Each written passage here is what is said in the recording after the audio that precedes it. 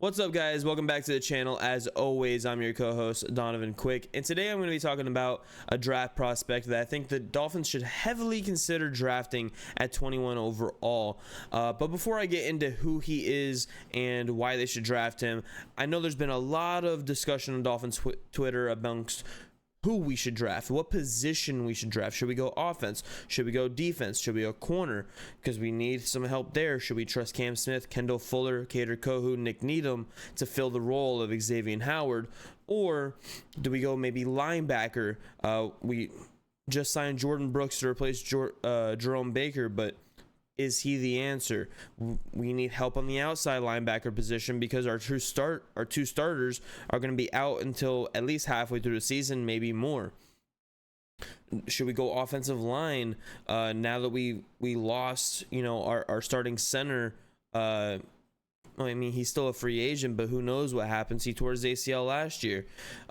We lost our starting right guard. Should we go draft someone that can maybe play center or guard like Jackson Powers? Or should we go tight end? We just signed Jonnu, but we can always use, a good tight end. Or should we go receiver in one of the most heavy, just absolute monstrous draft classes there's been at receiver in a while? Yeah, I'm gonna hop on the boat. I like offense. I think we should take a receiver at 21. Now, before I tell you who it is, let me tell you why I think we should take a receiver at 21. I've been looking at the cap a lot lately, right? And going into next year, our total cap space next year is $31 million. That's not a lot. And it's only going to get worse, right? It's not going to get better. We have our studs, right? Our studs in that all have potential to be cut or traded next year with the way their contracts are. Number one, Tyreek Hill, zero guaranteed money after this year. Zero, not a dime is guaranteed to him. If we cut him post June 1st next year, $23 million in savings, 11 against the cap, which against the cap doesn't really mean anything because it's against the cap whether he's on the team or not. So you really want to look at the savings. Bradley Chubb, you save $20 million, 9 against the cap. Teron Armstead has a void year, so he might be in retirement next year. Who knows? Should we draft someone to replace him? Who knows? That would save us $22 million there. Jalen Ramsey, cut him, $20 million. So you're talking about our top 4 highest paid players. Mind you, this is without Tua's possibly $50 million on here, which would put us at negative 20, right? So you get rid of those guys that all save you over $20 million each. That just tells me that if this isn't a successful year, they have an out. They built an out for next year. With that being said, having the possibility of Tyreek Hill not being here, which is very high, guys, is very high because Jalen Waddle is due for an extension next offseason. So would you rather have Jalen Waddle and a really good receiver from this draft class? Or would you rather have Tyreek Hill and maybe a second or third rounder? Because we're not going to be able to afford Tua, Tyreek, and Waddle. It's just not realistic, right?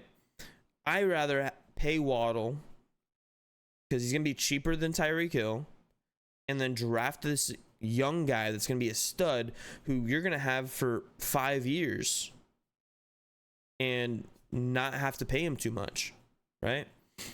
The guy I'm talking about is Adonai Mitchell out of Texas.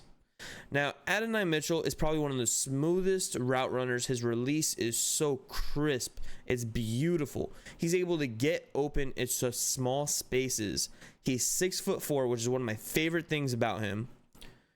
He's a little over 200 pounds, and the man can fly. He runs a 4.35. To put it in perspective, I believe that Devon Achane ran either a 4.38 or a 4.32. I can't remember the exact number at the moment. But you're talking about Devon Achane vibes. Like that's his kind of speed, and we saw that next level speed.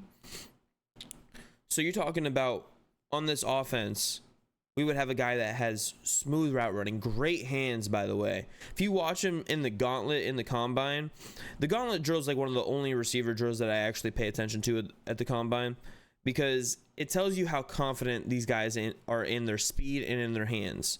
Puka Nacua last year was the fastest guy through the gauntlet as far as miles per hour, and he ran straight down that line, no hesitation. He trusted in his speed and in his hands.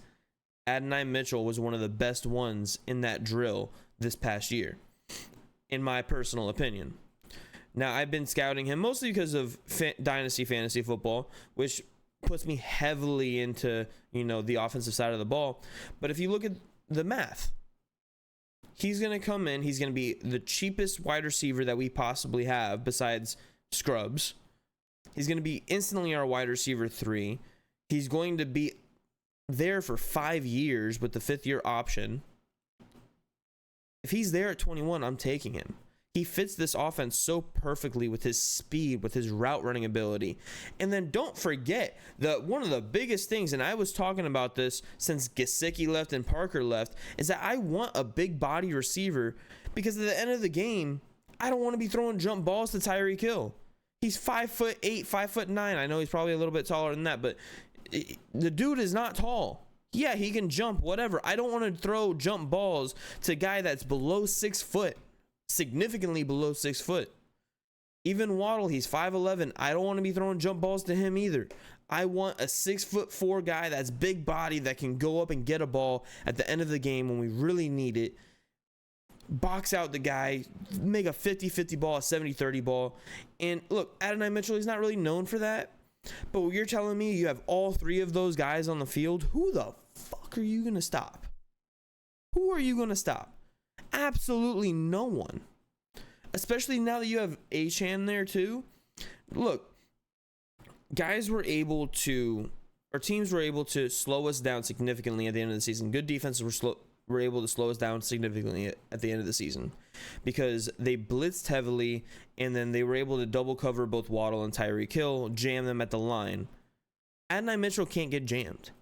If you look at the tape, and I really wish I could show you guys some tape right now, against Kool-Aid McKinstry. Kool-Aid McKinstry tried to jam him. You know what he did? The little Stephon Diggs basketball crossover. Boom, boom, open. 2 yards within half a second. 2 yards open within half a second. That's the kind of receiver Adonai Mitchell is. He's big bodied, super quick. Route running is crisp. Give me this guy to make our offense go over the top. I'm telling you, I think he might be better than Waddle in a few years. Waddle, exceptional. He had injuries last year, so don't let that recency kind of bias you into, we shouldn't pay Waddle. Because Waddle is fantastic. He's still a top 15 receiver. I would say top 10, but the injuries, that last year really hurt him. Going into this year, though, Adonai Mitchell, Waddle, Tyreek Hill, Achane, Mostert. Then you go into next year. If it doesn't work out and Tyreek Hill walks, then you now have Adonai Mitchell and Waddle, who's due for an extension. You're not going to be able to keep Waddle and Tyreek. So I'm thinking long-term here, as well as 1 year of those 3 with Achane and Mostert in the backfield. I believe this offensive line that we've built, if it can stay healthy, has the potential to make a really, really good team. Really good offense. And look, the biggest thing I would say, honestly, from last year's demise, at the end of it, was, look, Tua kept getting pressure up the middle. So if we can stop that from happening and get the ball to someone, I don't care who plays center. I really don't. But as long as they're not getting thrown on their ass in a blitz, and Tua's able to find someone within 3 seconds, you put a ball in any one of these guys' hands. Any one of these. Tyreek, Waddle, Achane, Mitchell, Mostert, you put a ball in their hands, they're gone. Another thing, Mitchell can actually run block. So it's not obvious that when, Hill isn't out there and Waddle aren't out there and it's just Mitchell and Craycraft and some other guys that are known for blocking, it's not obvious that we're going to run the ball. So hopefully that helps. I'm going to be going over some other prospects. Let me know what prospects you guys want to see in the comments below. Let me know what you guys think about Adonai Mitchell, and should the Dolphins draft him at 21 overall if he's available. Deuces.